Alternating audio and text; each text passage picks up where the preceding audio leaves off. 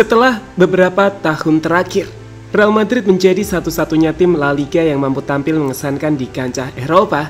Kini ada tanda-tanda perubahan yang cukup menarik ketika Barcelona dan juga Atletico Madrid yang sebelumnya mengalami penurunan performa nampak siap bangkit kembali musim ini. Jadi, tidak hanya Real Madrid yang melakukan penambahan kekuatan besar, Barcelona juga telah membuat langkah signifikan dengan pelatih baru mereka Hansi Flick dan deretan pemain muda La Masia. Namun, Atletico Madrid juga nggak mau ketinggalan. Mereka nampak serius dalam upaya untuk kembali bersaing di pentas Eropa, di mana langkah itu terlihat jelas saat Atletico berusaha mendatangkan Julian Alvarez. Ini adalah hal yang bagus, karena tim-tim La Liga Spanyol diprediksi bisa kembali mendominasi Eropa.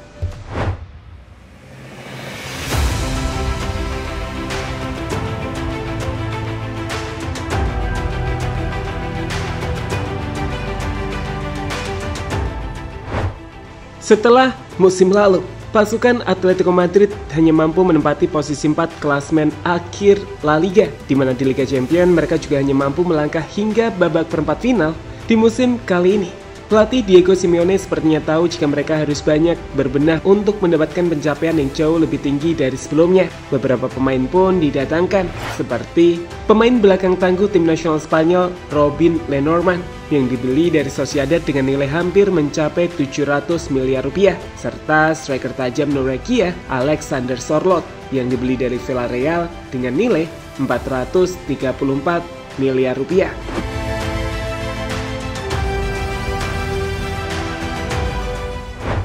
Namun, tak berhenti pada penandatanganan dua pemain bintang tersebut saja. Atletico Madrid kini siap mengeluarkan dana yang terbilang cukup besar saat berencana merekrut Julian Alvarez yang udah nggak betah bermain di City. Jadi setelah 2 musim bermain untuk Manchester City, Alvarez ini ngerasa kalau belum jadi pilihan utama Pep Guardiola.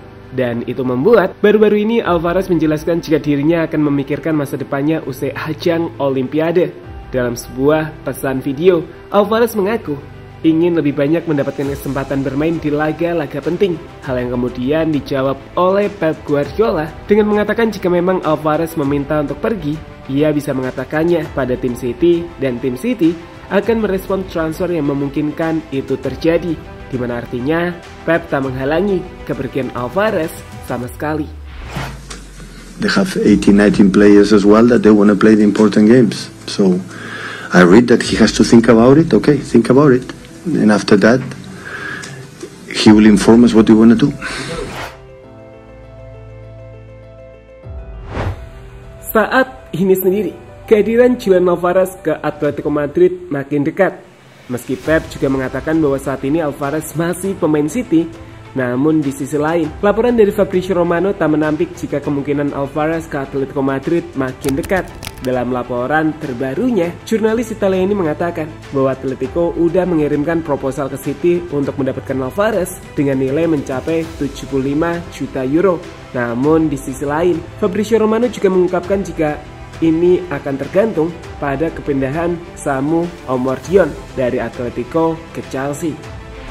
Pahami bahwa Atletico Madrid telah meningkatkan proposal mereka kepada Manchester City untuk Julian Alvarez selama pembicaraan malam ini. Penawaran resmi sekarang mencapai 75 juta euro.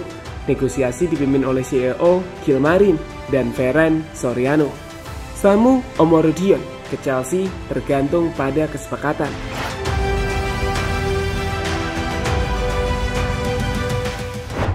Kedatangan Julian Alvarez ke Atletico Madrid ini sendiri membawa harapan besar bagi klub tersebut. Kemampuan Alvarez sebagai penyerang dinamis dengan insting mencetak gol yang tajam dapat memberikan dimensi baru dalam lini serang tim Atletico Madrid yang mungkin bisa mengatasi kelemahan mereka dalam beberapa musim terakhir.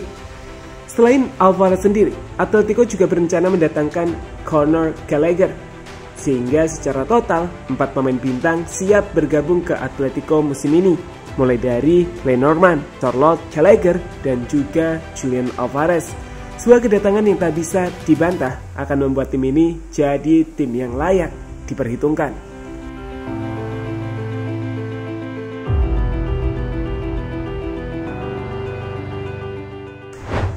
Potensi besar tim-tim La Liga kuasai Eropa.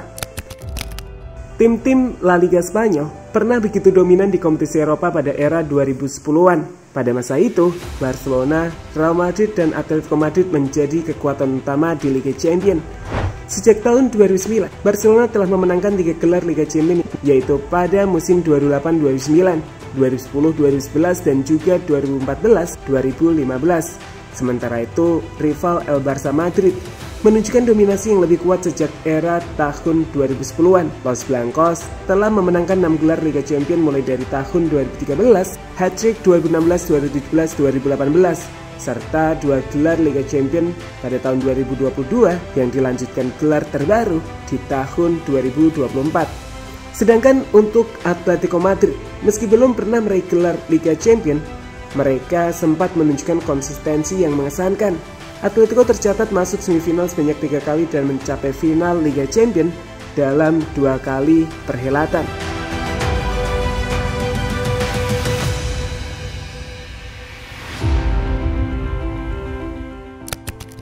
Kini, peluang tim-tim Spanyol untuk kembali mendominasi Eropa terbuka lebar.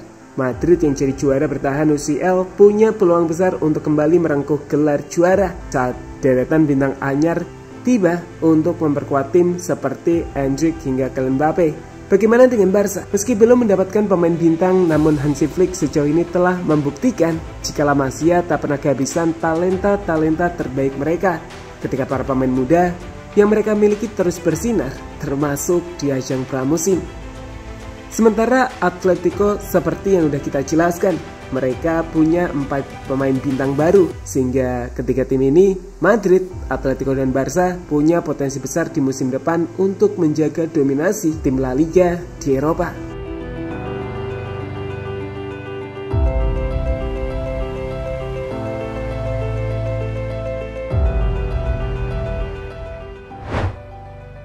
Barcelona dan Madrid menakutkan.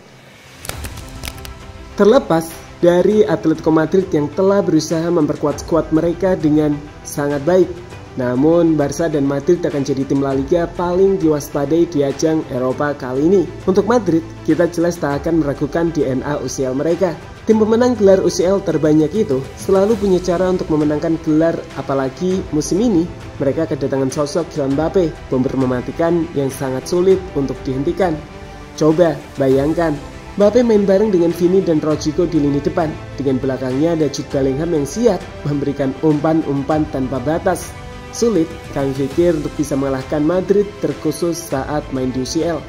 Selanjutnya ada Barcelona. Kedatangan Hansi Flick kami pikir akan jadi kunci bagaimana Barca bersaing musim ini. Di pramusim kita telah melihat pelatih Jerman ini sukses memanfaatkan segudang talenta yang dimiliki Barca muda. Jika sebelumnya Barca telah sukses melahirkan Lamine Yamal, musim ini ada beberapa pemain jebolan Barca Atletik yang siap mencuri perhatian, seperti Pau Victor, penyerang yang telah membobol gawang City yang dijaga Ederson, dan 2 kali gawang Thibaut Courtois, hingga duet Casado Bernal di lini tengah.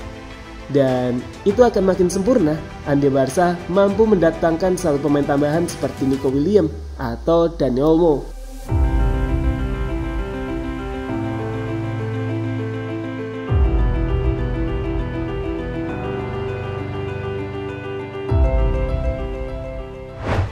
Jadi begitu gambaran mengerikannya tim-tim La Liga musim ini dengan penambahan besar di skuad Atletico Madrid, revolusi Barca dengan para pemain La Masia, dan Madrid dengan Galacticos Jilid 3.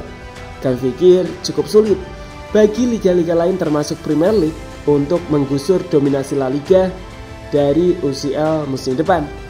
Untuk melihat La Liga menguasai Eropa seperti era 2010-an, kami pikir kembali terbuka lebar.